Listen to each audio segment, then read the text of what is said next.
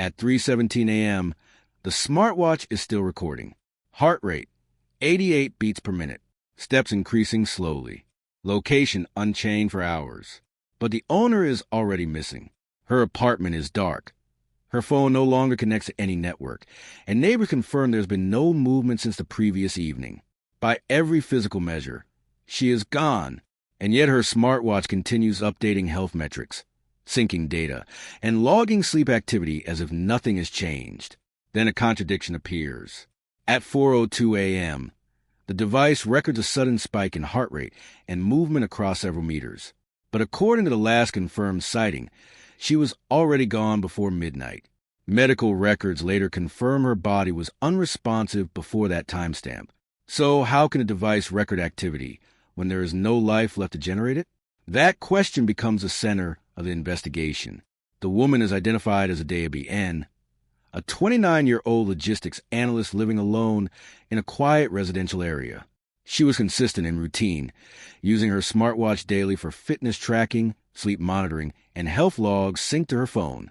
Her entire life existed in structured digital patterns. This made her disappearance both easier and harder to analyze. Easier because everything was recorded. Harder because the data contradicted itself. She was last seen at 10:48 p.m. entering her apartment alone.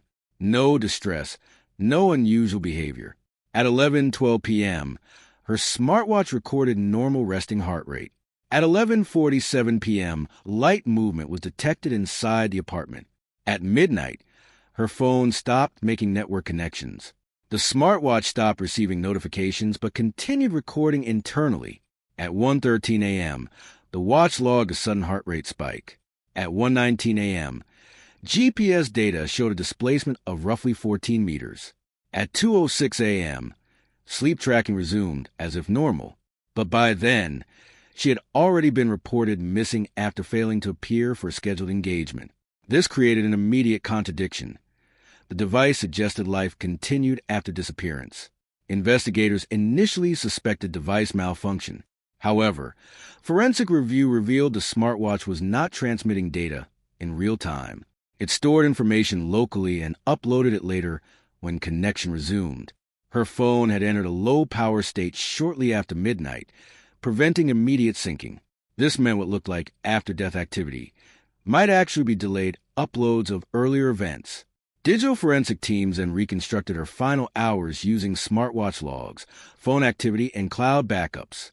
The watch continued recording biometric data without interruption, but phone logs showed no user interaction after 11:58 p.m. This suggested a disconnect between recording and communication systems rather than real-time reporting. Further analysis revealed the smartwatch firmware cached data during connectivity loss. At 1:13 a.m., the heart rate spike had no matching physical motion data consistent with activity in real time. At 1:19 a.m., GPS drift suggested movement, but signal accuracy was compromised indoors. No evidence of external tampering or hacking was found. The data itself was valid, but its timing was distorted. Attention then shifted to environmental and access data. At 11:58 p.m., the phone briefly connected to an unknown Bluetooth device. After that, communication ceased. At 12:10 a.m., smartwatch data shows continued movement patterns.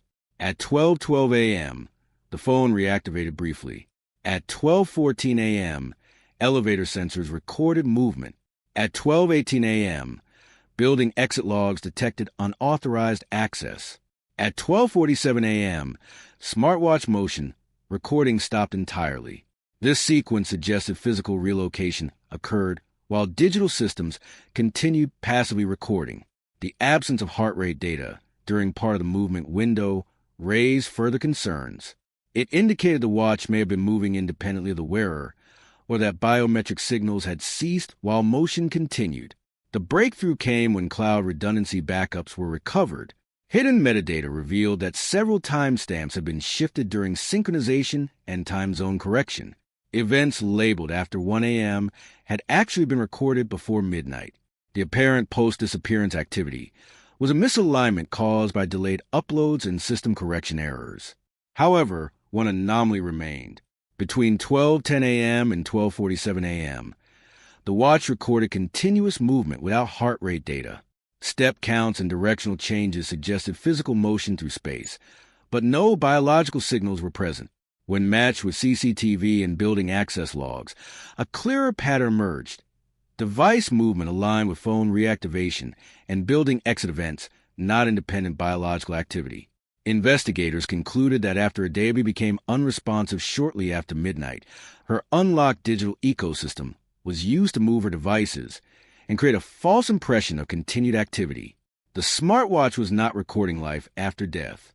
It was recording motion of a system still logged into her identity. Further forensic correlation identified a suspect whose phone interacted with her device network during the critical time frame. Location data placed this individual inside the building during the same period as the anomalies. Combined evidence from Bluetooth logs, access records, and cloud synchronization established a continuous chain of presence and control. The final conclusion was that Adaebe's biological activity ended shortly after midnight. Her digital footprint was manipulated afterward, causing a misinterpretation of continued life activity due to delayed synchronization and device interaction. The smartwatch functioned correctly.